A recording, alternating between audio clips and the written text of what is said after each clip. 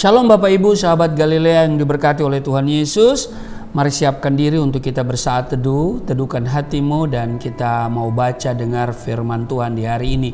Mari kita berdoa. Bapa Surgawi, Bapa di dalam nama Tuhan Yesus, kami datang di hadapan-Mu, kami mengucap syukur buat kasih dan anugerah-Mu yang luar biasa dalam hidup kami. Engkau telah menjaga, menyertai dan memberkati istirahat tidur kami, dan hari ini Engkau adakan bagi kami, ada kesempatan bagi kami untuk hidup di hari ini dengan kesehatan, kekuatan yang daripada-Mu. Sebelum kami menyelesaikan seluruh tanggung jawab kami di hari ini, tugas dan kerja dan seluruh aktivitas kami hendak baca, dengar, renungkan firman-Mu.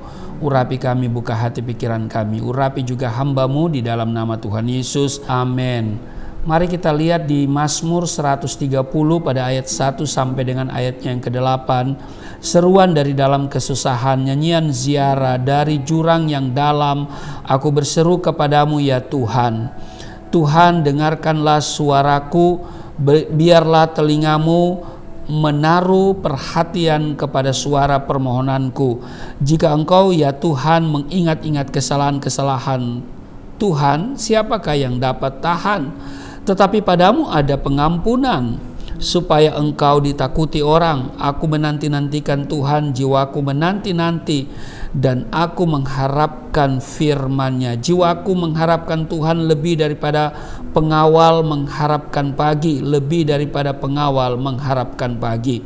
Berharaplah kepada Tuhan, hai Israel, sebab pada Tuhan ada kasih setia, dan Ia banyak kali mengadakan pembebasan. Ayat 8. Dialah yang akan membebaskan Israel dari segala kesalahannya. Bapak Ibu, di ayat 6 dikatakan, jiwaku mengharapkan Tuhan lebih daripada pengawal mengharapkan pagi, lebih daripada pengawal mengharapkan pagi. Bapak Ibu, menunggu adalah pekerjaan yang paling membosankan. Betul? Menunggu memang tidak mudah dilakukan. Terlebih-lebih saat kita menginginkan sesuatu, ya maunya kita, keinginan kita terpenuhi seketika itu juga tanpa harus menunggu. Nah Bapak Ibu, adakah saat ini doa-doa saudara kepada Tuhan tidak kunjung beroleh jawaban? Entah itu masalah kesembuhan yang berhubungan dengan jodoh, berhubungan dengan finansial. Mungkin Bapak Ibu berdoa supaya terbebas dari krisis keuangan, atau apapun yang menjadi pokok doamu saat ini. Saya mau bilang begini, sabarlah menunggu. Tunggu waktunya Tuhan. Amin. Nah, ketidaksabaran dalam menunggu jawaban dari Tuhan justru akan menjadi faktor penghalang untuk kita mengalami penggenapan janji-janji Tuhan. Penantian yang panjang terkadang membuat orang gampang menyerah dan putus asa. Tapi tidak demikian dengan, kalau kita baca ada kisah di dalam Alkitab, yaitu Hana. Kalau saudara baca di 1 Samuel pasalnya yang pertama, kita tahu bahwa Hana ini memiliki suami yaitu Elkana.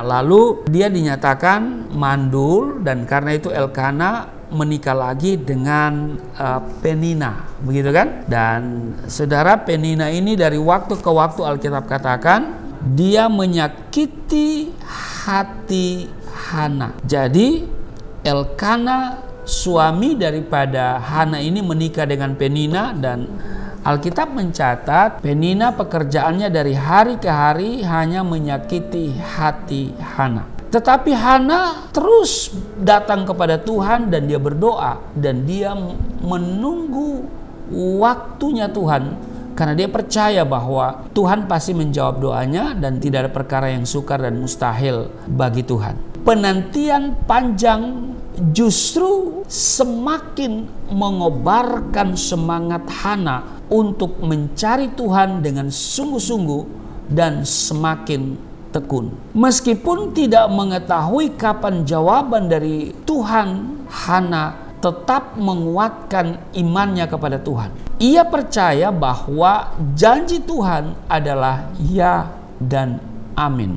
Karena itu sekalipun situasi sangat sulit, sikap hatinya tidak berubah. ia terus bertekun di dalam doa kepada Tuhan. Nah, apa yang kita doakan memang berada dalam rencana Tuhan, ya kan? Namun karena kita tidak sejalan dengan agendanya agenda dan waktunya Tuhan, maka kelihatannya Tuhan tidak menjawab doa-doa kita atau menunda-nunda untuk memberikan jawaban bagi kita.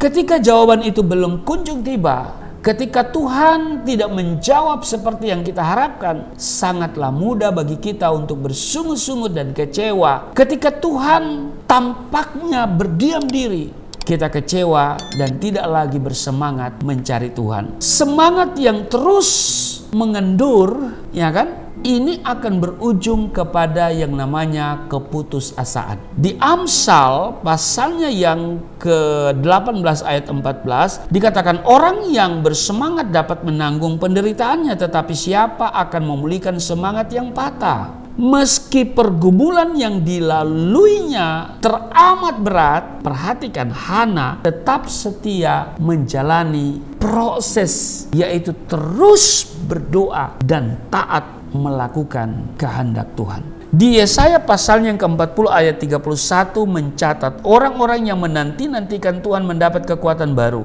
Mereka seumpama raja wali yang naik terbang dengan kekuatan sayapnya. Mereka berlari dan tidak menjadi lesu, mereka berjalan dan tidak menjadi lelah. Karena itu Bapak Ibu, percayalah kepada Tuhan setiap waktu. Amin.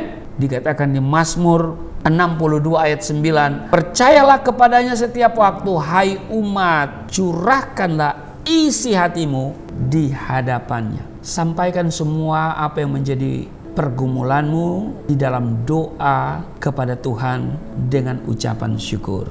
Maka Tuhan pasti menolong, menjawab, dan tentu sesuai dengan waktunya Tuhan. Amin. Tuhan Yesus memberkati. Mari kita berdoa. Terima kasih untuk hari ini kami diajarkan untuk terus menanti waktunya Tuhan dengan sabar. Seperti Hana yang taat pada proses dan dia tidak pernah kendor semangatnya untuk berdoa datang kepada Tuhan. Kami pun percaya bahwa Tuhan sanggup memulihkan, memberkati kami. Karena itu Engkau juga yang akan memulihkan keadaan kami. Kami menunggu dengan sabar dan sambil bertekun di dalam doa kepadamu. Terpujilah Engkau, berkati seluruh sahabat Galilea di mana saja mereka berada. Dalam tugas kerja mereka hari ini, kiranya mereka mengalami pertolongan Tuhan yang sempurna. Tidak celaka, tidak sakit, tidak mengalami hal-hal yang buruk, sebab rancangan Tuhan bagi setiap kami, rancangan yang penuh damai sejahtera. Di dalam nama Tuhan Yesus, haleluya, amin.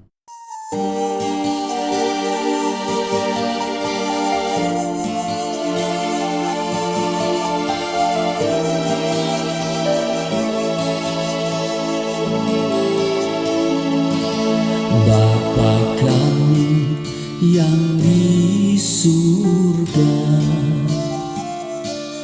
dimuliakanlah nama-Mu. Datanglah kerajaan, jadilah kehendak-Mu di bumi seperti di surga.